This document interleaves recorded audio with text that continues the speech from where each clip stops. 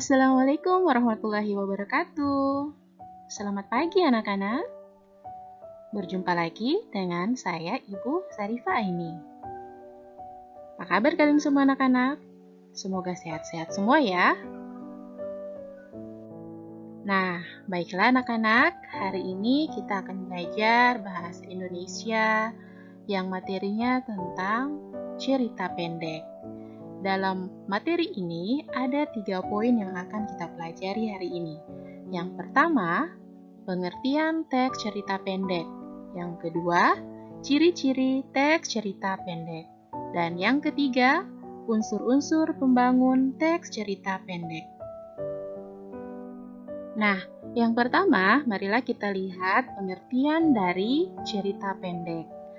Cerpen adalah karangan pendek yang berbentuk prosa, yang mengisahkan sepenggal kehidupan tokoh yang penuh pertikaian, peristiwa yang mengharukan dan menyenangkan, serta mengandung pesan yang tidak mudah dilupakan.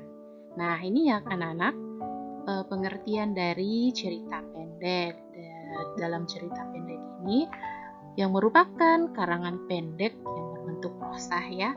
Nah, di dalam cerita ini ada peristiwa atau pertikaian yang mengharukan dan yang menyenangkan. Nah, dalam cerita pendek ini terserah dari seorang penulis mau menceritakan tentang kisah apa ya anak-anak. Oke, kita lanjut. Nah, yang kedua adalah ciri-ciri teks cerita pendek. Di dalam cerita pendek ini mempunyai ciri-ciri yang anak-anak. Ayo kita lihat satu persatu. A. Memiliki jumlah kata tidak lebih dari 10.000 kata. B. Memiliki proporsi penulisan yang lebih singkat dibandingkan dengan novel. C. Kebanyakan mempunyai isi cerita yang menggambarkan kehidupan sehari-hari. D. Tidak mencerminkan semua kisah tokohnya, karena dalam cerpen yang dikisahkan hanyalah intinya saja. E. Tokoh yang diceritakan dalam cerpen mengalami sebuah konflik sampai pada tahap penyelesaiannya. F. Pemilihan katanya sederhana sehingga memudahkan para pembaca untuk memahaminya. G. Bersifat fiktif. H. Menceritakan satu kejadian saja dan menggunakan alur cerita tunggal dan lurus. I. Membacanya tidak membutuhkan waktu yang lama. J. Memberikan pesan dan kesan yang sangat mendalam sehingga pembaca akan ikut merasakan kesan dari cerita tersebut. Nah, itu ya anak-anak, ciri-ciri dari teks cerita pendek. Jadi, cerita pendek itu dia tidak lebih dari 10.000 kata. Dan cerita pendek ini tidak sama seperti novel anak-anak. Kalau novel itu membutuhkan waktu yang banyak untuk membacanya. Sedangkan novel waktunya itu singkat. Istilahnya sekali duduk langsung habis cerita pendek yang kita baca. Ya.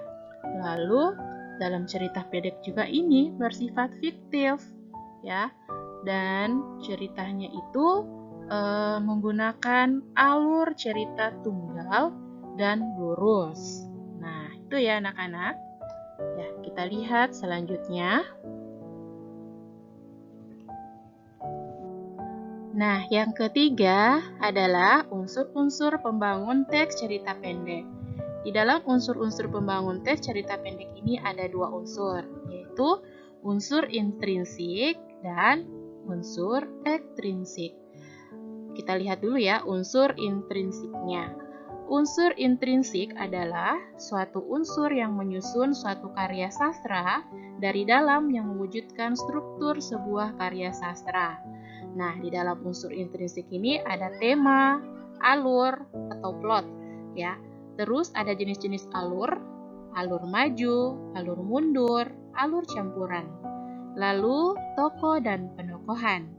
Penokohan tokoh dalam cerita biasanya terbagi menjadi 3 karakter, yakni protagonis yang artinya baik, antagonis yang artinya kurang baik atau buruk, dan tritagonis yang artinya netral. Selanjutnya D. Latar. Latar juga bermacam-macam. Ada latar waktu, latar tempat, latar suasana, dan latar sosial. Selanjutnya sudut pandang. Sudut pandang juga terbagi 3. Ada sudut pandang persona pertama, sudut pandang persona kedua, dan sudut pandang persona ketiga. Lalu gaya bahasa atau majas. Nah, di gaya bahasa juga ini bermacam-macam. Ada majas alegori, 2 majas hiperbola, 3 majas perbandingan, 4 majas sindiran. Majas sindiran ini terbagi 4. Ada majas ironi, majas sinisme, majas sarkasme, dan majas satire. Yang terakhir, amanat. Nah, tadi kita sudah membahas unsur intrinsik. Selanjutnya kita akan membahas tentang unsur ekstrinsik. Sebenarnya, unsur ekstrinsik ini adalah unsur luarnya. Kalau intrinsik ini adalah unsur dalamnya. Nah, di dalam unsur ekstrinsik ini ada 3 bagian, yaitu latar belakang hak cipta, 2 atau B, latar belakang komunitas, C, norma dalam masyarakat. Nah, kita lihat satu persatu. Kalau dalam latar belakang hak cipta itu ada tentang biografi penulis, terus 2 hak cipta kondisi psikologis, dan ketiga penulis aliran sastra. Bagian B, latar belakang komunitas. Di latar belakang komunitas juga ada 4 bagian. Yang 1, ideologi negara, 2, kondisi politik negara, 3, kondisi ekonomi negara, 4, kondisi sosial negara. Dan yang ketiga, norma dalam masyarakat. Di dalam norma dalam masyarakat ini ada 4 bagian. 1, nilai-nilai agama, 2, nilai sosial, 3, nilai moral, 4, nilai budaya. Nah, tadi kita sudah melihat unsur intrinsik dan unsur ekstrinsiknya. Nah, ini kita akan bahas dulu pengertian-pengertian yang terdapat dalam unsur intrinsik. Yang A, tema. Tema merupakan ide dasar cerita yang melatar belakangi keseluruhan isi cerita pendek. Nah, jadi tema ini merupakan ide dasar ya anak-anak, ide dasar dalam penulisan teks cerita pendek. Jadi kalau mau menulis teks cerita pendek itu kita harus mempunyai ide dulu, ide dasarnya dulu agar ceritanya bisa berkembang. Yang B, alur. Alur adalah jalan pola pengembangan atau rangkaian peristiwa yang terjadi dalam cerita. Ya, di alur ini terbagi menjadi 3 macam. 1, alur maju adalah serangkaian peristiwa yang dimulai secara teratur dari awal hingga akhir cerita. Nah, di alur maju ini ceritanya tidak menceritakan kisah masa lalu tokoh yang diceritakan. Ceritanya itu berlanjut sampai akhir cerita. Dia menceritakan terus ke masa depan. 2, alur mundur adalah tindakan yang menceritakan masa lalu dari tokoh di dalam cerita. Alur mundur ini menceritakan masa lalu tokoh yang terdapat dalam cerita tersebut. Yang ketiga, alur campuran ialah gabungan dari alur maju dan alur mundur. Biasanya cerita ini dimulai di tengah-tengah. C, tokoh dan penokohan. Tokoh merupakan orang yang berperan dalam cerita, sedangkan penokohan adalah teknik atau cara pengarang dalam mengembangkan karakter tokoh dalam cerita.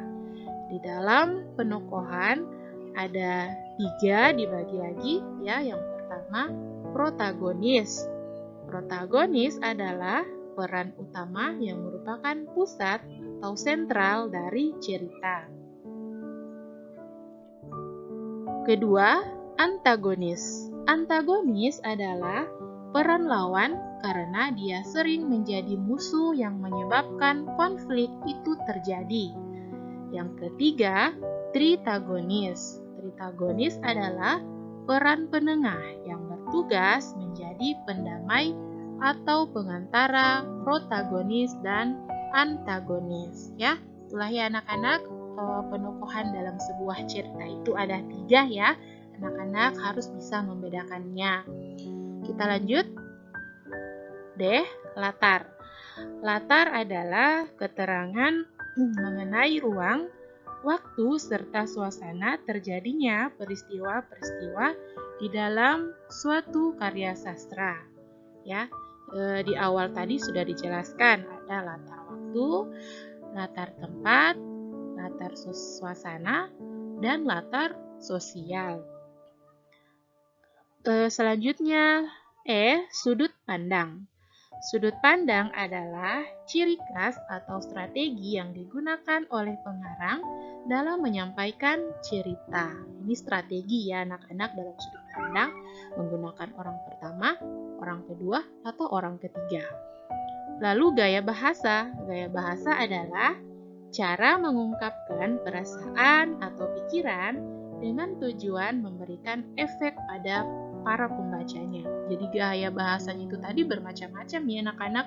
Ada gaya bahasa hiperbola, gaya bahasa sindiran, itu terserah dari penulis saja ya mau menggunakan gaya bahasa seperti apa.